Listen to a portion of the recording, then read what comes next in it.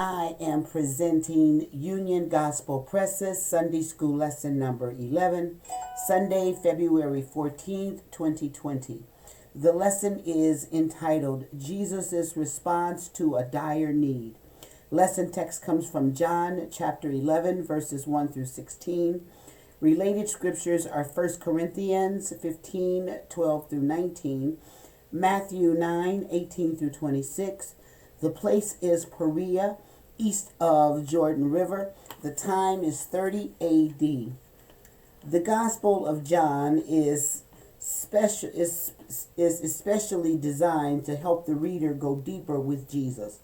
We have already seen Jesus' identity as the light of the world and his claim to deity. Today we will explore John 11, 1 through 16, and discover that Jesus is also a compassionate friend when we are in need. Today's aim. Facts. To observe Jesus' compassion and ready willingness to serve others. Principle. To understand Jesus' response to the dire need of his friends. Application. To emulate Jesus' deeds of love and compassion for the glory of God. Illustrating the lesson. As we continue to follow Jesus as his disciples, we realize that he does not intend to spare us from the difficulties and dangers of this life. Clinging to Jesus is much like clinging to a lifesaver in the middle of a treacherous sea. If we hold on tightly to that lifesaver, it has the power to keep us from drowning. The lifesaver is the only thing keeping us alive. Similarly, if we hold on to Jesus, no matter how difficult our life gets, he will save us through it all. Practical points. 1. Because of human sin, no one escapes sickness and death. John 11, 1 through 3. 2. God uses unlikely things such as death to bring himself glory. Verse 4. 3. The Lord works on his timetable. We should not insist he works on ours. Verses 5 through 6.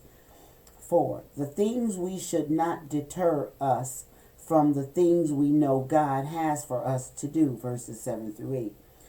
5. We need the light of God to perceive things in a spiritual way and accomplish his purposes. Verses 9 through 13. 6. Sometimes God allows us to experience difficulty in life in order to increase our faith. Verses 14 through 16. Golden text.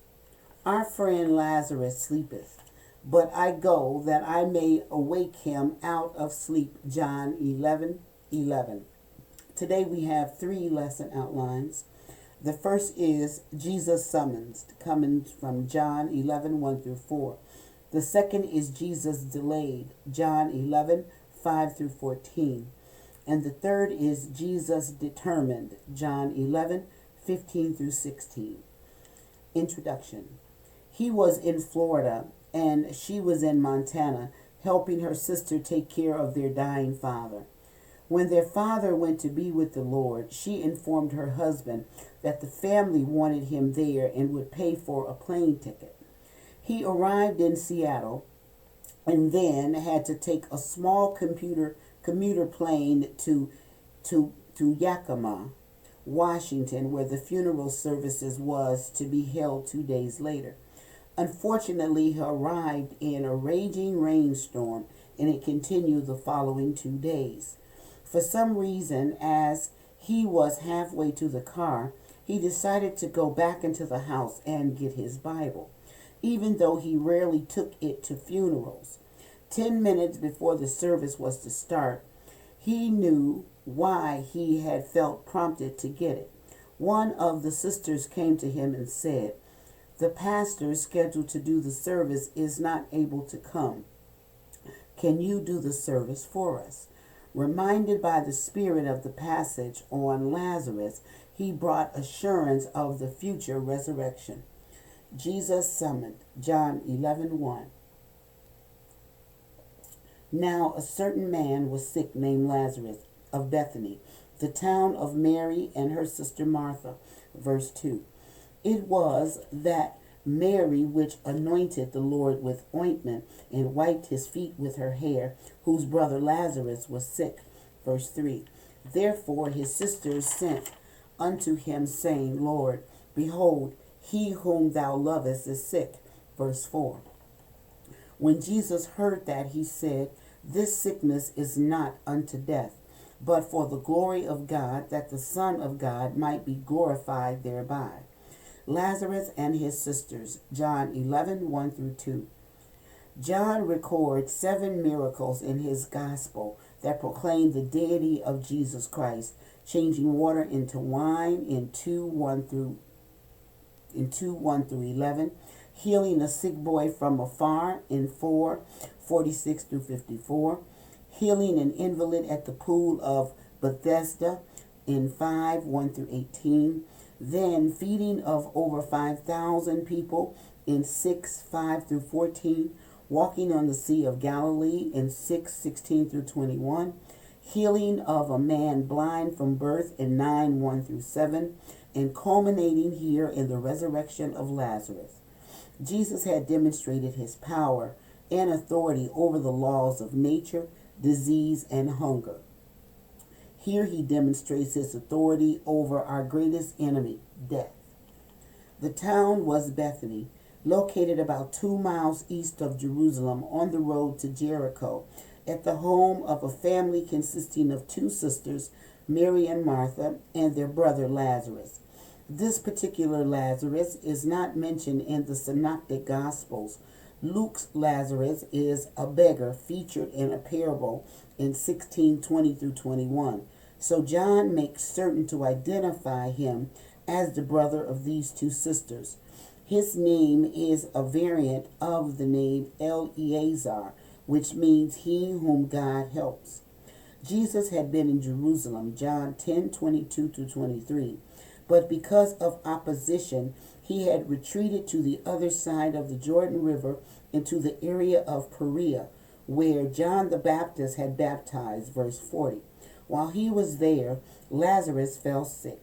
John further identifies Lazarus as the brother of the Mary who had anointed the Lord with ointment and wiped his feet with her hair, 11:2, an incident he would record in chapter 12, verses 3 through 8.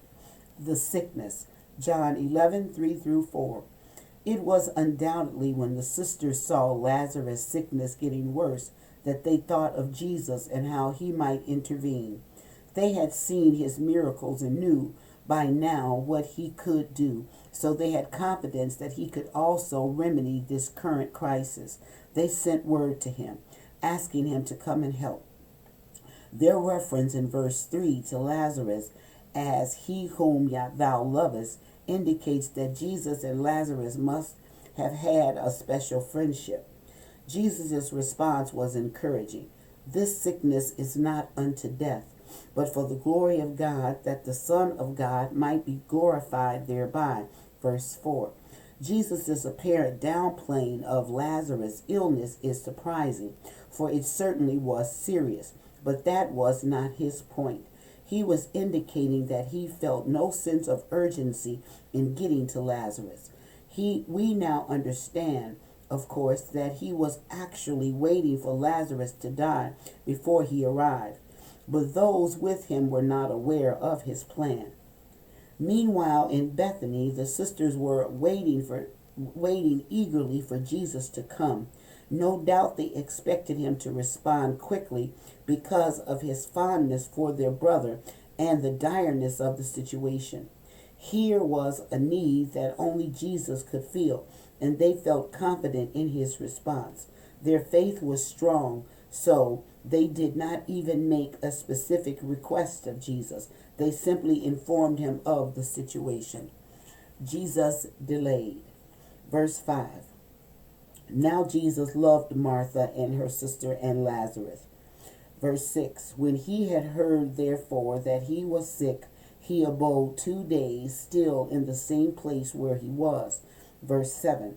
Then after that saith he to his disciples, Let us go unto Judea again. Verse 8. His disciples say unto him, Master, the Jews of late sought to stone thee, and goest thou thither again? Verse 9, Jesus answered, Are there not 12 hours in the day? If any man walk in the day, he stumbleth not, because he seeth the light of this world. Verse 10, But if a man walk in the night, he stumbleth, because there is no light in him. Verse 11, These things said he, and after that he saith unto them, Our friend Lazarus sleepeth, but I go that I may awake him out of sleep. Verse 12, Then said his disciples, Lord, if he sleep, he shall do well. Verse 13, Howbeit Jesus spake of his death, but they thought that he had spoken of taking of rest in sleep. Verse 14, Then said Jesus unto them plainly, Lazarus is dead. The delay. John 11:5-6. John makes a point of telling us that Jesus loved all three members of this family. The word translated loved is the Greek word agape, usually referring to love that is self-sacrificial, always willing to put others first.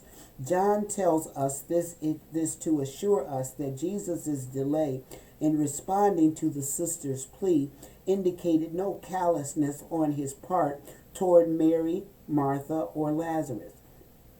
Despite hearing of Lazarus' sickness, Jesus stayed where he was for 2 more days. This indeed seems a very strange response to such an urgent and desperate need. How could the compassionate Messiah ignore the legitimate needs of one of his favorite families? As in many of our own trying experiences of life, the answer lay in a simple but sweeping principle, that the Son of God might be glorified thereby. Jesus had a bigger purpose in mind than merely healing a sick friend. Jesus knew all about the suffering his friends must have been going through as he tarried. He also empathized with them in their suffering, verses 35-36. Jesus always had compassion for those in need. His reason for delaying was not unconcern, but rather to ensure the fulfillment of a greater purpose than anyone at the time could have realized. He had arrived immediately. He surely could have healed Lazarus' sickness, but by delaying, he was preparing the way for an even greater intervention. By allowing time for Lazarus to die, Jesus set the stage for the greatest of his 7 miracles in John's Gospel. Remember this the next time you cry out to Jesus for help, but he does not seem to respond. It may well be that he has in mind something more wonderful and glorious than you could ever imagine. A puzzling decision. John 11:7-8. After the 2-day delay, Jesus announced to the disciples, Let us go into Judea again, verse 7. This was surely a surprise to them, as seen in their response to him. Master, the Jews of late sought to stone thee, and goest thou thither again? Verse 8. This was an expression of fear and dismay. As far as the disciples were concerned, it was dangerous for Jesus to go again into the vicinity of Jerusalem. It seemed like a foolish idea to them. Jesus' decision to return to Jerusalem area in Judea seemed foolhardily to the disciples, who reminded him that the Jews there had recently tried to stone him. 10:31-39. They obviously did not yet appreciate the Father's protection of his Son until his appointed hour, or the inevitability of Jesus' death. Since Jesus loved Lazarus and his sisters, it would seem that, humanly speaking, he would have wanted to go to Bethany immediately. Apparently, the Father restrained him. Jesus' timing was perfect, since it was guided and directed by the Father. God is there to help us in any situation at just the right time in accordance with his purposes. A curious response, John 11:9-10. As he often did, Jesus answered his disciples' question with a question of his own, a rhetorical one. Our first impression of this question may be that It had nothing to do with the disciples' concerns. He simply asked if there are not 12 hours in a day. Then he went on to explain that if someone walks in the light of the day, he will not stumble. But if he walks in the darkness, he is at great risk of stumbling. What did this have to do with the danger he was about to put himself in? Jesus meant that as long as he walked in the light of his Father's will, he was safe and protected from danger.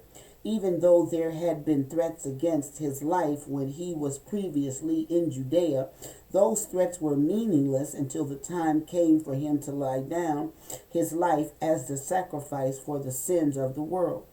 He was willing, therefore, to return to Jerusalem, and he went without fear. It would only be when his earthly work was done that anyone could have such power over him. 19:11. We too are in the safest place possible when we are living within God's will. Staying obedient to him is equivalent to walking in the light, while living in disobedience allows spiritual darkness to invade our lives. We are told that darkness is not only an entity of its own, but merely the absence of light. There is power in light, but not in darkness. When the part of the earth that we are on rotates away from the sun, we are covered in darkness. Likewise, when we turn from God, spiritual darkness envelops us. It cannot touch us when we walk in his light. Sleeping Lazarus, John 11:11 through 14. Jesus then said, Our friend Lazarus sleepeth, but I go that I may awake him out of sleep. Verse 11. He meant that Lazarus had now previously died.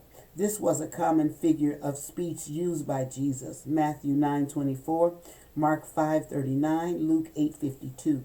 The Apostle Paul used this expression frequently in discussing the Lord's Supper. For example, he writes, For this cause many are weak and sickly among you, and many sleep. 1 Corinthians 11:30.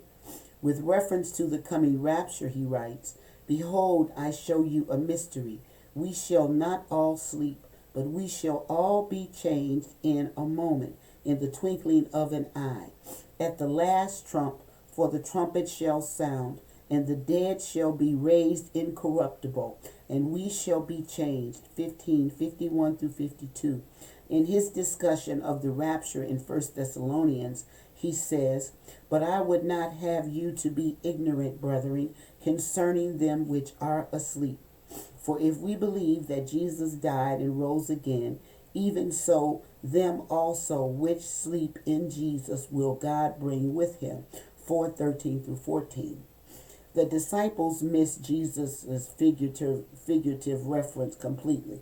Lord, if he sleep, he shall do well. John 11:12. In other words, the disciples thought that sleep would help Lazarus to recover from his illness, so why wake him up? John explains to the reader that Jesus was referring to Lazarus being dead. But the disciples thought he meant Lazarus was just taking a nap. It made no sense to them for Jesus to travel back to a place where his life was in danger if all he was going to do was wake a sick man up from a needed nap. They must have felt thoroughly confused. In the Old Testament scriptures, the word sleep was also a common metaphor for death. But the idea of coming back from death had been unknown since the miracles of Elisha. 2 Kings 4:32 through 35. Jesus himself had previously raised the daughter of Jairus from death. Mark 5:22 through 23, 35 through 42. But the disciples made no connection here with that incident because they did not grasp what Jesus really meant. He had to tell them plainly that Lazarus was dead in order for them to understand. Jesus determined. Verse 15. And I am glad for your sakes that I was not there, to the intent ye may believe. Nevertheless, let us go unto him. Verse 16.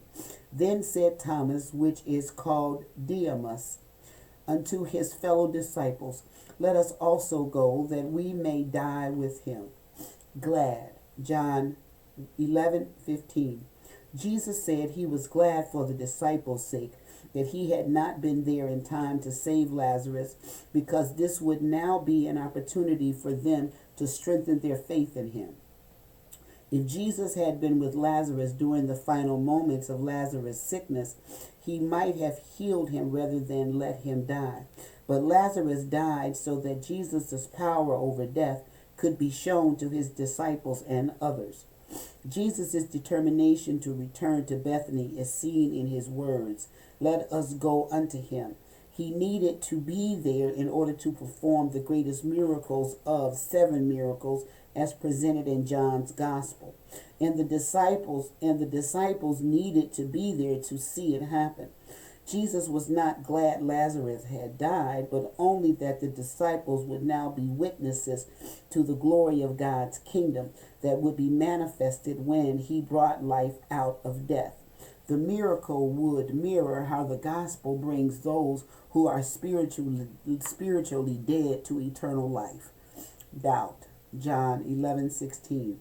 Thomas's response shows that his fears had devolved into resignation and apathy. The name Thomas is Aramaic. In Aramaic means twin, as does the Greek equivalent Didymus. But we do not know anything about his twin. Thomas's propensity for pessimism and doubt is evident when he makes the sarcastic comment that they should all go along so that they might all die along with Jesus. But we should give him credit for remaining loyal and willing to follow Jesus no matter the cost. Questions. 1. In what town did this incident take place, and where was it located relative to Jerusalem? 2. Why had Jesus left Jerusalem, and what happened while he was away? 3. What was Jesus' response upon hearing Lazarus was sick?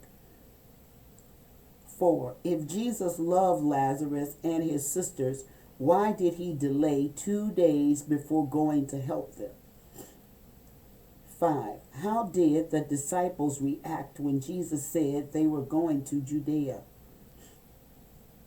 6. What seemingly unconnected rhetorical question did Jesus ask? 7. How did he explain his question? 8. What was the real meaning in his explanation, and what does this mean to us? 9. What did the disciples not understand about what Jesus said, and how did he clarify? 10. Why did Jesus let Lazarus die? This concludes the Sunday school lesson for Sunday, February 14th, 2021. Thank you for listening. God bless.